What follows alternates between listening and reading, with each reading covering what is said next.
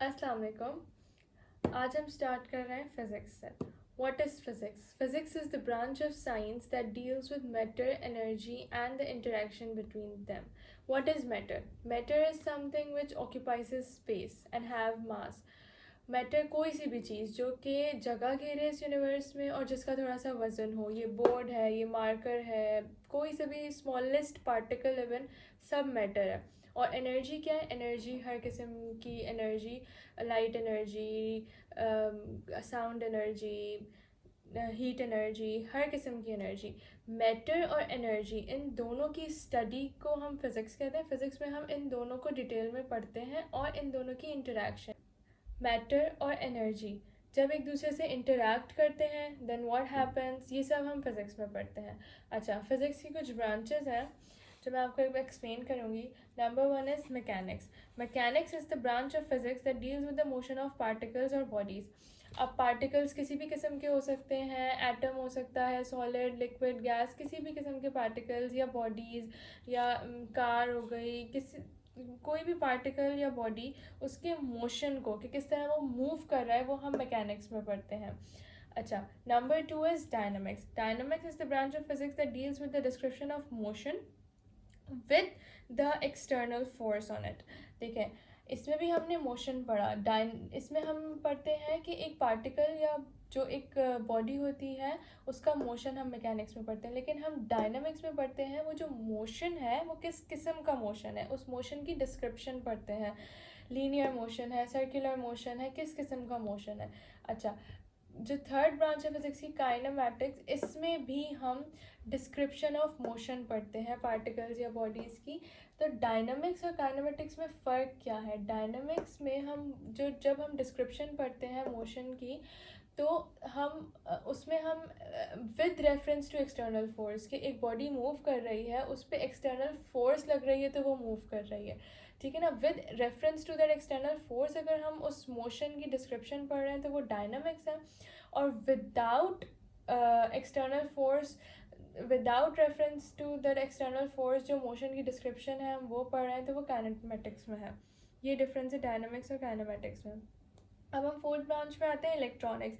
Electronics is the branch of physics that deals with the study of electrons. आप सबको पता है कि एक एटम होता है, उसका न्यूक्लियस होता है, उसके अराउंड शेल्स होते हैं और इलेक्ट्रॉन्स घूमते हैं। तो इन इलेक्ट्रॉन्स की स्टडी को हम इलेक्ट्रॉनिक्स में पढ़ते हैं।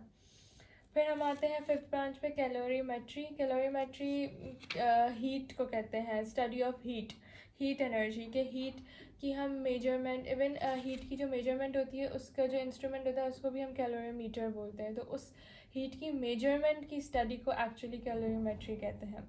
एटॉमिक्स फिज़िक्स में हम पूरा एक एटम को स्टडी करते हैं, एटम में न्यूक्लियस, शेल्स, उसका स्ट्रक्चर, उसकी प्रॉपर्टीज़, हर चीज़ हम एटॉमिक फिज़िक्स में करते हैं। फिर आता है acoustics. Acoustics is the branch of physics that deals with propagation of sound and its properties. Acoustics का मतलब है साउंड, साउंड की सारी प्रॉपर्टीज़, उसकी मतलब हर चीज़। जो प्रोपगेशन मीन्स कि वो एक प्रोड्यूसर से एक लिसनर तक कैसे मूव कर रही है, उसकी प्रोपगेशन, उसकी प्रॉपर्टीज़, सब कुछ हम एकॉस्टिक्स में पढ़ते हैं। फिर आता है cryogenics. Cryogenics is the branch of physics that deals with the properties and behavior of the matter at extremely low temperature. हम इसमें भी हम मैटर को पढ़ते हैं, लेकिन जब मैटर का जो टेम्परेचर हो वो एक्सट्रीमली लो हो, वेरी लो टेम्परेचर के मैटर को हम इसमें स्टडी करते हैं। इलेक्ट्रोमैग्नेटिज्म। इलेक्ट्रोमैग्नेटिज्म में हम पढ़ते हैं इलेक्ट्रिक फोर्स और मैग्नेटिक फोर्स, और उन फोर्सेस के अराउंड फील्ड। इलेक्ट्रिक फील्ड होती है, उसमें एक चार्ज इलेक्ट्रॉन आ गया, या मैग्नेटिक फील्ड है उसमें एक चार्ज इलेक्ट्रॉन आ गया तो उस पर क्या असर होगा, ये सब हम पढ़ते हैं। इलेक्ट्रिक और मैग्नेटिक की कॉम्बिनेशन, इन फोर्सेस की, इन वेव्स की।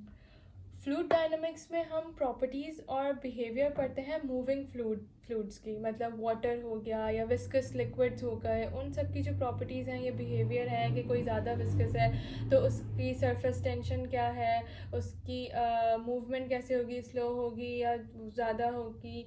इस तरह की जो सारी चीज़ें फ्लूइड की प्रॉपर्टीज़ हैं उसको हम फ्लूइड डायनामिक्स में पढ़ते हैं। एस्ट्रोनॉमी, आप सबको पता है कि हम आसमान का स्पेस पढ़ते हैं, उसमें स्टार्स, गैलेक्सी, यूनिवर्स, इस सब को हम एस्ट्रोनॉमी कहते हैं। मून आ गया, उसमें सारे प्लैनेट्स आ गए, स्टार्स आ गए। अच्छा, जियोफिज़िक्स। जियोफिज़िक्स एक ब्रांच है फिजियोलॉजी की जिसमें हम ओशंस, वेल्केनोज और एटमॉस्फेयर इस सब के बारे में हम पढ़ते हैं। मतलब जियोफिज़िक्स मीन्स अर्थ, मतलब ऑल अबाउट अर्थ। अच्छा, 13th ब्रांच है हमारी प्लाज्मा फिजिक्स। प्लाज्मा आप लोग को पता है फोर्थ स्टेट ऑफ मैटर है, सॉलिड, लिक्विड और गैस के बाद जो फोर्थ स्टेट है वो प्लाज्मा फिजिक्स है। तो हम प्लाज्मा स्टेट को स्टडी करते हैं, इसमें उसके स्ट्रक्चर, प्रॉपर्टी, सब कुछ।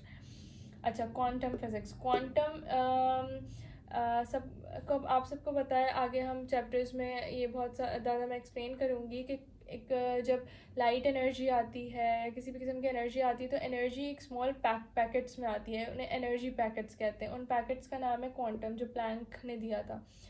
तो उन एनर्जी पैकेट्स को की स्टडी को या क्वांटम्स की स्टडी को हम क्वांटम फिजिक्स में पढ़ते हैं। अच्छा, फिर हम आते हैं थर्मोडायनेमिक्स पे। Thermodynamics is the branch of physics which deals with temperature and heat energy. हम लोग इसमें हीट का आना, हीट रिलीज होती है कौन से रिएक्शंस में, किस में गेन होती है, टेम्परेचर का क्या इफेक्ट होता है, उसमें हम पढ़ते हैं। जैसे वो फर्स्ट लॉ ऑफ थर्मोडायनेमिक्स है ना, energy can neither be created nor be destroyed but it can be change from one form to another. तो वो सारा हम इसमें पढ़ते हैं, उसकी डिटेल्स। अच्छा, फिर हम आते हैं सॉलिड स्टेट फिजिक्स में। सॉलिड स्टेट फिजिक्स नाम से पता चल रहा है कि सॉलिड स्टेट की सारी स्ट्रक्चर, उसकी प्रॉपर्टीज़, कि एक सॉलिड स्ट्रक्चर है या उसमें पार्टिकल्स में कितना गैप होता है, उसमें कितनी मेल्टिंग पॉइंट, बॉइलिंग पॉइंट, सारी तकरीबन जितनी भी प्रॉपर्टीज़ होती हैं वो हम सॉलिड स्टेट फिजिक्स में पढ़ते हैं। मॉलिक्यूलर फिजिक्स में एक मॉलिक्यूल की स्टडी होती है। मॉलिक्यूल आप सबको पता है कि एटम से बहुत सारे एटम्स जब एक जगह मिलते हैं तो एक मॉलिक्यूल बनाते हैं। Even 2 atoms can join and form one molecule. तो मॉलिक्यूलर स्टडी में हम मॉलिक्यूल की स्टडी करते हैं, उसकी वही सारी प्रॉपर्टीज, स्ट्रक्चर। अच्छा, न्यूक्लियर फिजिक्स। न्यूक्लियर फिजिक्स में हम एटम के न्यूक्लियस को स्टडी करते हैं। आप पता है आप लोगों को, न्यूक्लियस के अंदर हमारे पास प्रोटॉन होता है, न्यूट्रॉन होता है। तो इस न्यूक्लियस की स्टडी को हम न्यूक्लियर फिजिक्स में करते हैं। Thank you.